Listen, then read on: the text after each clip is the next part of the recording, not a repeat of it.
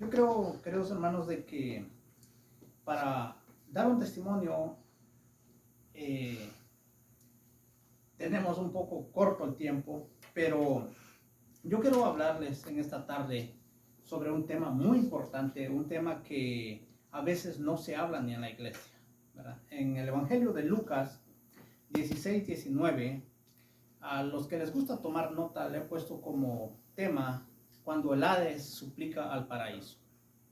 Y esta es una parábola que nuestro Señor Jesucristo le contó a, a los hermanos de la época. Nos damos cuenta de que Jesucristo enseñó muchas veces a través de parábolas.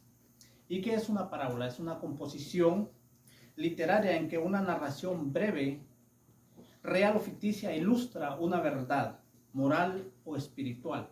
Eso es una parábola. Una palabra es algo similar en la cual se afirma o se implica una cosa como la otra. En Lucas 16-19 dice que había un hombre rico que se vestía de púrpura y de lino y hacía cada día, dice, banquetes con esplendidez.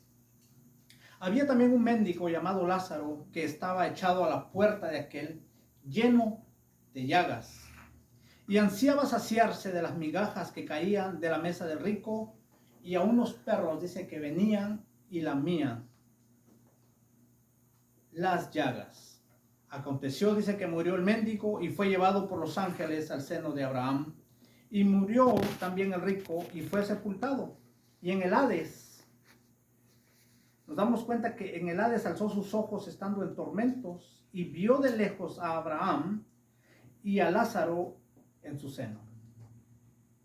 Cuando vemos esta historia de la Biblia, esta parábola que fue Jesús el que la estaba contando, nos damos cuenta que cuando murieron un rico, y era impío, y un mendigo que se llamaba Lázaro, experimentaron una inversión en su suerte. Lázaro fue a un lugar de consolación y el rico encontrándose en un lugar de tormento llamado Hades.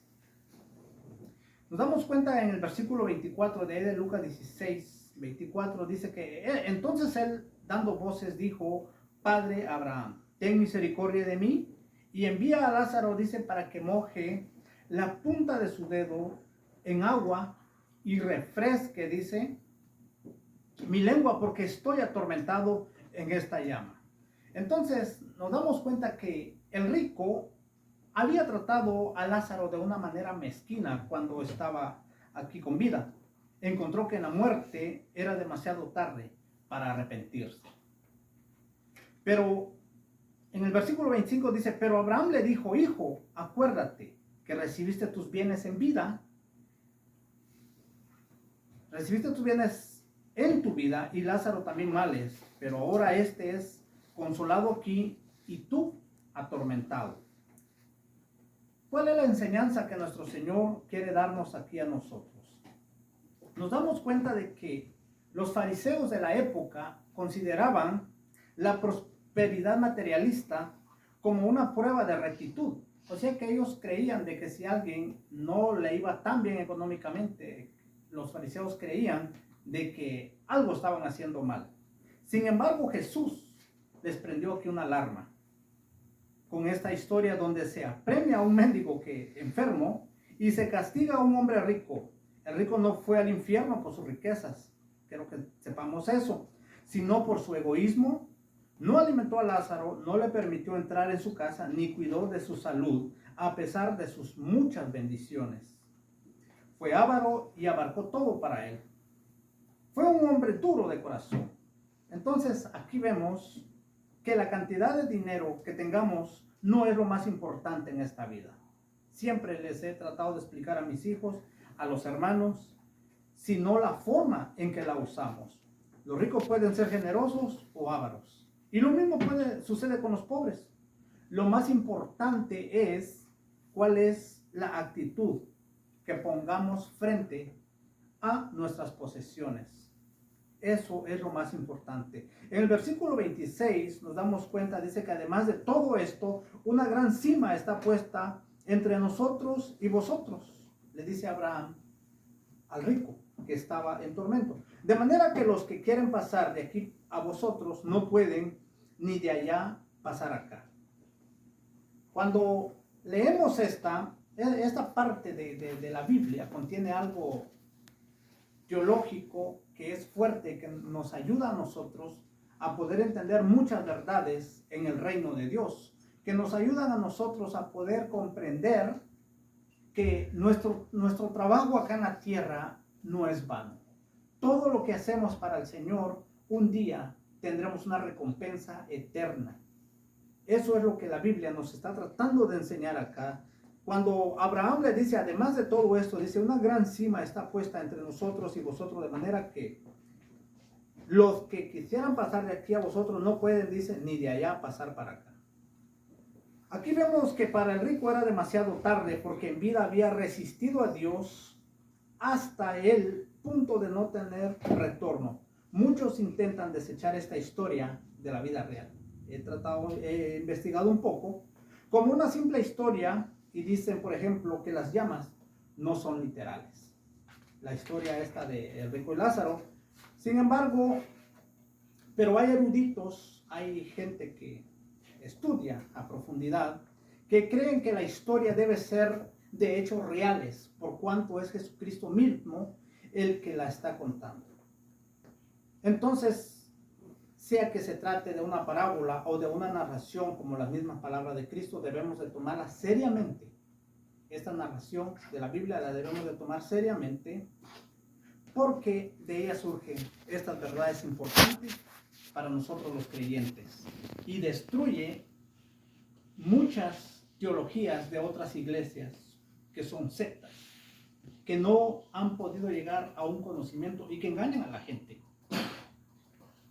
Este personaje rico, vemos aquí el versículo 27, dice, entonces le dijo, te ruego pues, padre, que le envíes a la casa de mi padre, porque tengo 5 hermanos para que les testifique a fin de que no vengan ellos también a este lugar de tormento.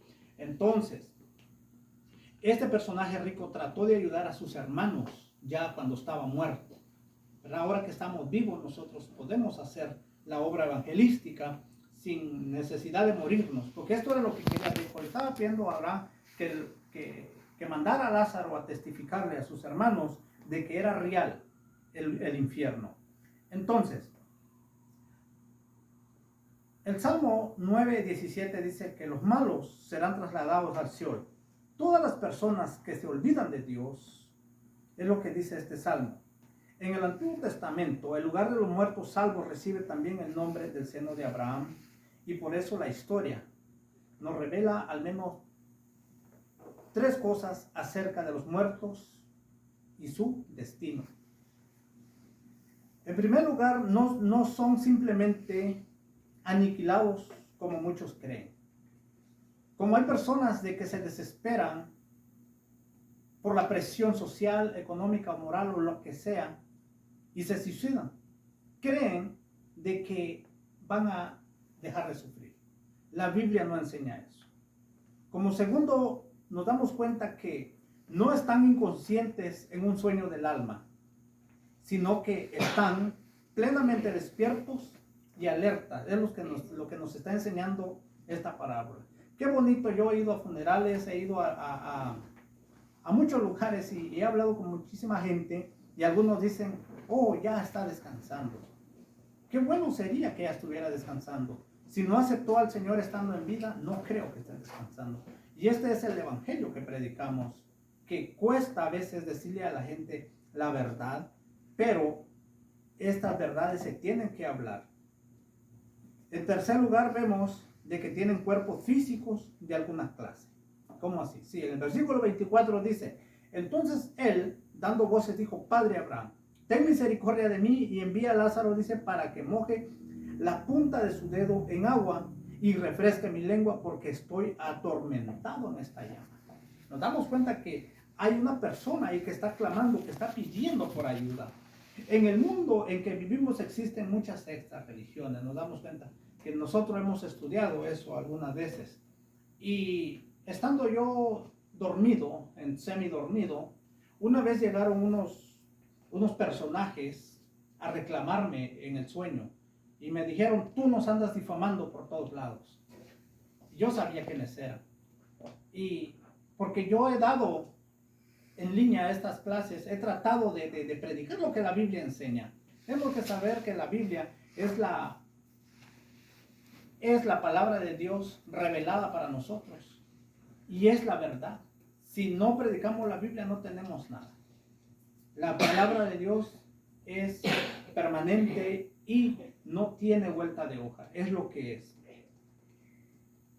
Nos damos cuenta, hermanos, de que hay sectas de que creen de que este es el paraíso o que va a ser el paraíso. Otros que creen de que entre más buenos, entre más cosas hacen, incluso van a poder llegar a ser como dioses aquí en la tierra.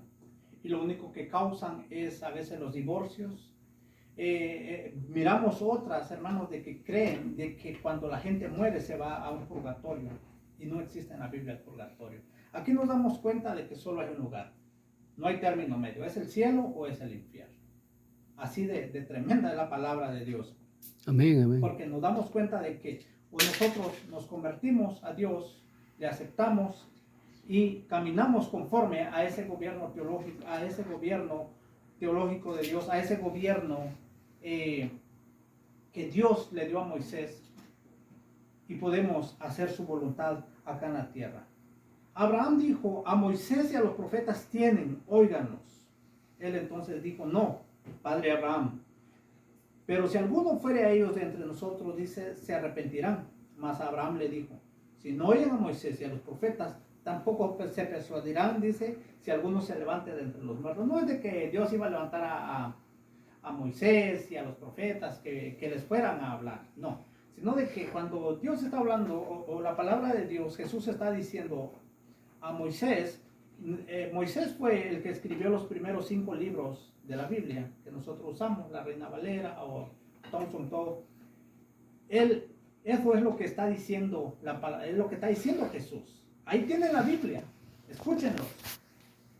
Tienen a los profetas, tienen ahí a Jeremías, a Isaías, a Habacuc, a todos los profetas, a Daniel.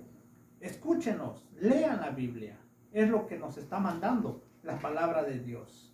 Y es lo que a veces nos cuesta, porque cuando nosotros venimos a los pies de Cristo, muchas de las veces decidimos tomar el camino difícil. Sin embargo, cuando nosotros tengamos el llamado de Dios. Yo visité una iglesia cuando tenía la edad era un niño, ya ni me acuerdo, tenía como unos 10 o 11 años. Ahí fue cuando yo comencé mi ministerio a predicar. Yo me acuerdo de que el pastor dijo, hermanos, mañana necesitamos que alguien vaya a predicar a la radio. Y pasó el evangelista, el que iba a ir, y necesitamos que alguien vaya y predique con el hermano. Y era una iglesia grande, pero mi sorpresa fue de que nadie se levantó. Y yo sentí el celo de Dios en mi corazón en esa vez y me levanté y fui a predicar por primera vez cuando era un niño a la radio, que se llamaba ese programa Sendero de Amor, en una radio que se llamaba Shaddai, y me hice famoso en la radio. Todo el mundo me conocía. ¿Por qué? Porque yo sentí el celo de Dios. Y desde niño Dios siempre ha tratado con mi vida. En un tiempo me aparté de la iglesia, nunca dejé de ser creyente, pero me aparté de la iglesia. Y déjeme decirle de que cuando uno se aparta de la voluntad de Dios, uno paga las consecuencias. Amén, gloria. Entonces, por eso yo cuando Dios me llama a algún lugar, yo siempre voy. Yo siempre voy porque yo sé qué es lo que servir a Dios. Cuando hoy empezamos a adorar a Dios aquí en este lugar, la primera alabanza, sentí la corriente del Espíritu Santo que pasó sobre mi cabeza. Por eso yo sé de que Dios está con ustedes. Amén. Dios está tratando con ustedes. Y cuando terminamos la tercera alabanza, sentí otro corrientazo y diciéndome el Señor, en buenas palabras, hijo, aquí estamos. Aquí Amén, está la presencia de Dios. Amén. Y yo creo de que Dios está trabajando, Dios va a seguir obrando en la vida de cada uno de nosotros, en la vida del pastor, en la vida de las hermanas, en la vida de todos los que aquí vienen. Este lugar es un lugar de bendición. Y por eso, cuando el hermano me invitó, en un principio dije, bueno, pero ¿dónde voy a ir? Y de repente el Señor me exhortó y dijo, hijo, tú tienes que ir a donde sea, a donde yo te lleve, ahí vas a ir. Y le damos gracias a Dios porque hasta el día de hoy Dios me ha buscado. Cuando yo me aparté un tiempo de los caminos de Dios, Dios me buscó y con amor me trajo a sus pies una vez más, y por eso le alabo y bendigo su santo nombre, porque Él es bueno y la misericordia de Dios es para siempre. Así es de que damos gracias por este tiempo. Yo sé que el pastor quiere escuchar más del testimonio, pero el tiempo es corto. Así es de que yo les animo en el nombre de nuestro Señor Jesucristo para que podamos seguir adelante y que sigamos predicando esta verdad eterna, esta verdad que cambia, esta verdad que transforma, esta verdad que restaura, que penetra, dice, a partir el alma, los tuétanos y las coyunturas, y que descierne nuestros pensamientos. Así es de que Dios les bendiga. Vamos a orar una vez más para